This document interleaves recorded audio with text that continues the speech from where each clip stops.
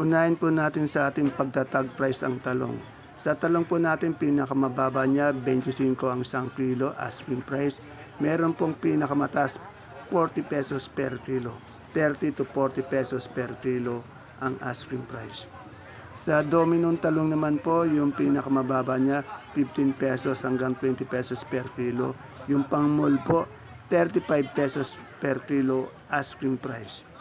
Sa atin naman pong upo, mababa pa rin, isang bundle po 150, merong 120, meron ding 130 isang bundle. Yung ampalaya po natin, pinakamaganda niya 75 pesos per kilo. Meron din pong 60 hanggang 65 yung good po na ampalaya. Sa patolang palitpik po natin, meron po tayong 15 pesos hanggang 10 pesos po ang isang kilo ng patolang palitpik. Napakamura po. Sa ating pong kamatis, 18, 13 pesos po ang isang kilo, yung patag po. Sa Biskaya po, 18 po ang isang kilo ng ating kamatis. Mura pa rin po yung kamatis natin sa ating bagsakan.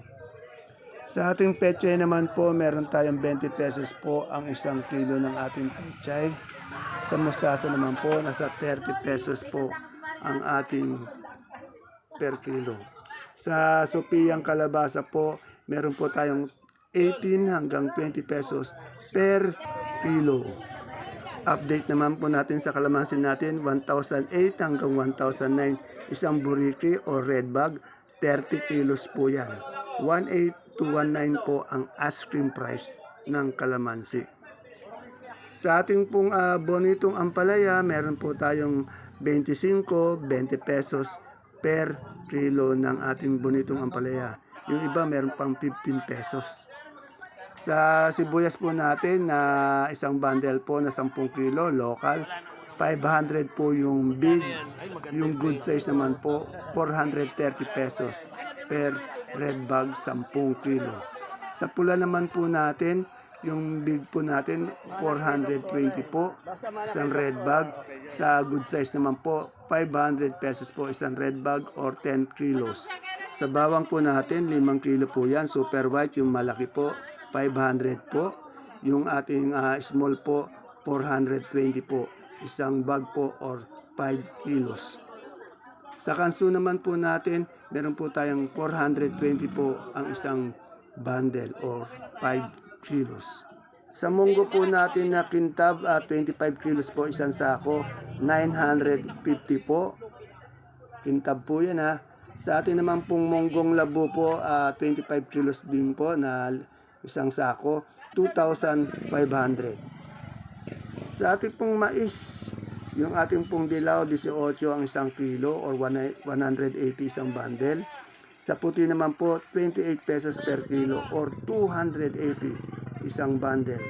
Sa ating okra, ay meron po tayong 30 pesos hanggang 35 pesos per kilo. Asking price lamang po yan ha. At sa ating mga kamote naman po, yung ating pong Taiwan Sea, 50 hanggang 50 po yung pang mall, 45 po yung di pang mall. Yung ubi po, 50 pesos per kilo. Dilaw, 45. Yung puti po, 40 pesos per kilo. At sa ating pong sitaw, pinakamataas po, 130. Meron din po tayong 100. Meron din po tayong 70, 75 ang isang big piece. Sitaw po yun ha. Sa ating patolang palikpik, meron nga po tayong 150 hanggang 100 isang bundle. At sa ating pusong mapagmahal naman po, meron po tayong 30 hanggang 33 ang isang kilo or 300 isang bundle. Yan yung mga kamatis po natin, yung patag po natin, napakamura. 10 piso, 13, minsan may 15. Yung biskaya naman po, 18 ang isang kilo. At sa ating pong siling panigang, pinakamataas niya po, 55, pinakamababa niya po, 40 pesos per kilo. Asking price. At sa ating pong siling sultan naman po, 50 pesos po ang isang kilo ng ating siling sultan. At sa ating pong siling labuyo o siling Taiwan, 40 to 50 pesos ang isang kilo. Sa atin namang pong Sophie ang kalabasa, asking price niya 18 hanggang 20 pesos po ang isang kilo. Pinakamaganda po 20 pesos. Sa ating pong bonitong ampalaya, meron po tayong 20 hanggang 25 po yung maganda. Meron din pong 15 pesos per kilo. At yung ating pong sampalok, nasa 55 hanggang 57 pesos per kilo. Sa ating pong pipinong puti naman po, meron tayong 20 pesos per kilo or 200 per bundle. At sa ating dominong talong, pinakamaganda niya po yung pang mall 35, 30, yung good po 15 hanggang 20 pesos per kilo. Yung dahon ng sili po natin, siling damonyo po 40 hanggang 50 pesos po per kilo. At sa ating hagod, meron po tayong 15 po. Ang isang tali o isang big kiss, 10 yata yung laman ng 10 piraso. Sa ating pong ampalaya, pinakamataas niya po 75. Meron din pong 60 hanggang 65 pesos per kilo.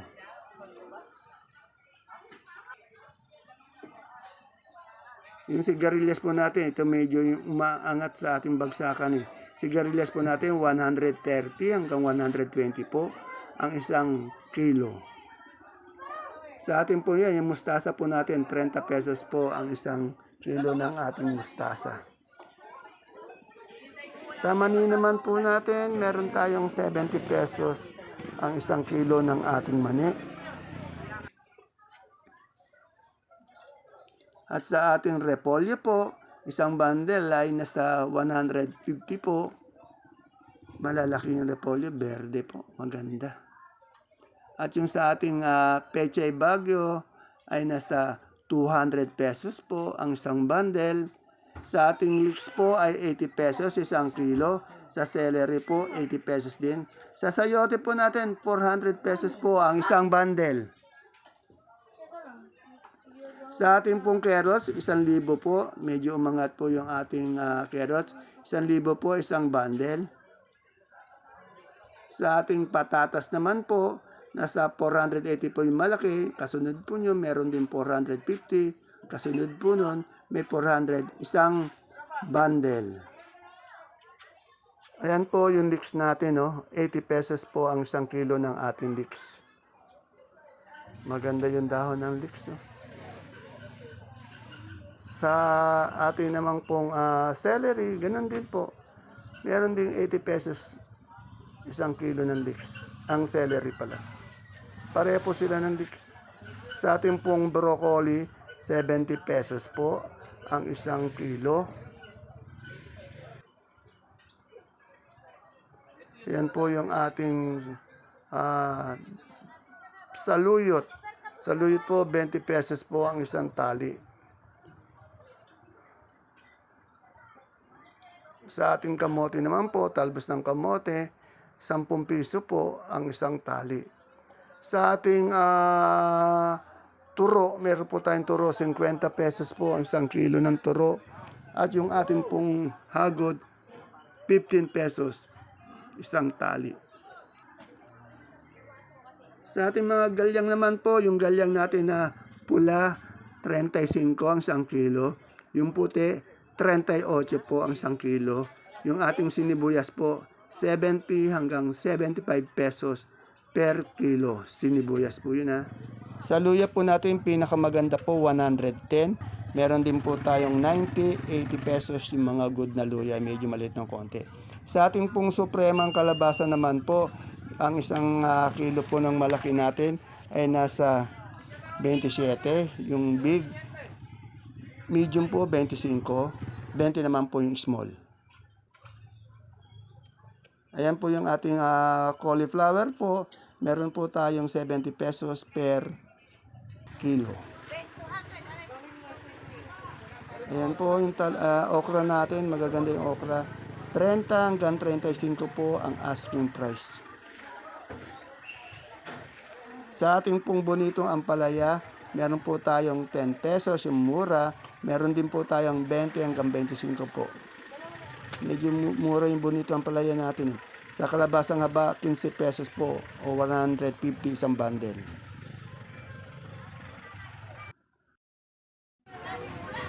Ayan po mga kapalengke ang ating pinaka-latest tag price update ng mga sariwang gulay na araw-araw bumabagsak dito po sa ating Kabanatuan Vegetable Trading Center, Palengke ng Sangitan.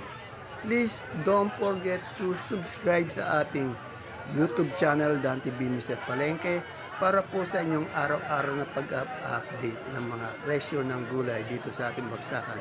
Sana po isang like lang po okay na po sa akin. Bye bye, God bless us all.